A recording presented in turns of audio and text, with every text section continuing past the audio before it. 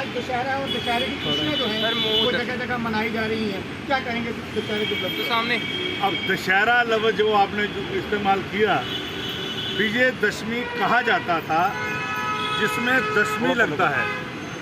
और आप ये देखें कि दशरथ के पुत्र श्री रामचंद्र जी ने 10 मुख वाले रावण का नरसंहार किया और बुराई के जो एक बहुत बड़ा संदेश हमें जाता है कि अच्छाई के ऊपर विजय हुई। लेकिन एक बात सत्य है कि जो सभी के अंदर विराजमान दशरथ है, सभी के अंदर रावण बैठा हुआ है, वह कब उसका दहन होगा? पुतला बना के जला देना तो आप कहोगे कि हमने पुतला जला दिया तो इसके ऊपर विजय प्राप्त कर ली, ऐसा नहीं है। पिछले दिनों मैं देख रहा हूँ कि जगरातों के अंदर, रामलीलाओं के अंदर रावण लीला की गई, नृत्य किए गए। उधमपुर के अंदर कल एक विषय हमारे संज्ञान में आया कि रावण बैठा है और आगे नृत्य चल रहा है, उसके ऊपर संज्ञान लिया गया। अब मैं चाहता हूं कि जो स्वरूप बन के आते हैं उनके अंदर भी रावण विराजमान, और जो लोग चौराहों पे हमारी बहनें बच के निकलती हैं कि कहीं आगे रावण रूपी ना कोई मिल जाए, फिर कोई सीता हरण ना हो, फिर किसी द्रौपदी का चीर हरण ना हो।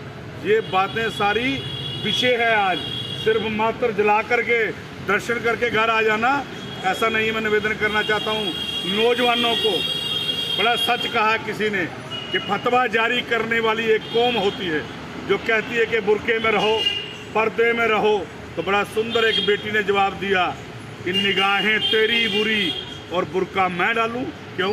तो अपनी नीयत साफ कर, मुझे बुरका डालने की जरूरत नहीं है।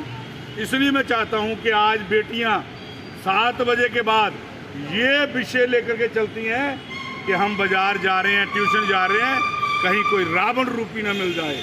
रावण का वध अगर करना है तो इकट्ठे हो जाएं जिनकी सोच रावण वाली है। आपने देखा जब माँ सीता को मिलने रावण जाता था अशोक वाटिका में, तो माँ सीता एक तिनका लेकर के खड़ी होती थी। रावण के अंदर दम नहीं था कि माँ सीता की ओर देख सके। क्यों? सीता भी धरती से पैदा हुई है और ये घास जो ध्रुवा है ये भी धरती से इतना प्यार था कि मेरा भाई मेरे साथ है, उसको साक्षी मान लेती थी कि मेरा भाई साथ है। लेकिन आज आप देख रहे हो।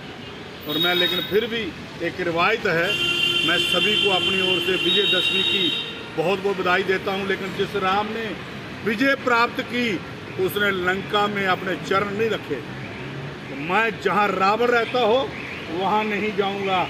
माँ सीता को लेने के लिए भी लक्ष्मण जी को भेजा कि अग्नि से आज्ञा लेकर के सीता ले आओ, क्योंकि मैंने अपने पिता को कहा मैं वन में रहूंगा, मैं किसी बस्ती में नहीं जाऊंगा। ऐसे मर्यादा पुरुषोत्तम राम की चर्चा आज होनी चाहिए। बाली सुग्रीव का युद्ध के बाद जब सुग्रीव जी को राजपाट देना था, राजपाट देने के लिए उनको मुकुट डालने के लिए नहीं गए, लक्ष्मण को भेजा, क्योंकि मैंने पिता को बोला है मैंने कहीं नहीं जाना जहाँ बस्ती हो। मुझे बस्ती वनवास नहीं, मुझे वनवास मिला है, जंगल का वनवास मिला, मैं जंगलों में रहूँगा। बोले सियावर रामचंद्र महाराज की जय। If you want to advertise your products and services, please contact us on this number, Mr. Sushil Sharma, 7889834394.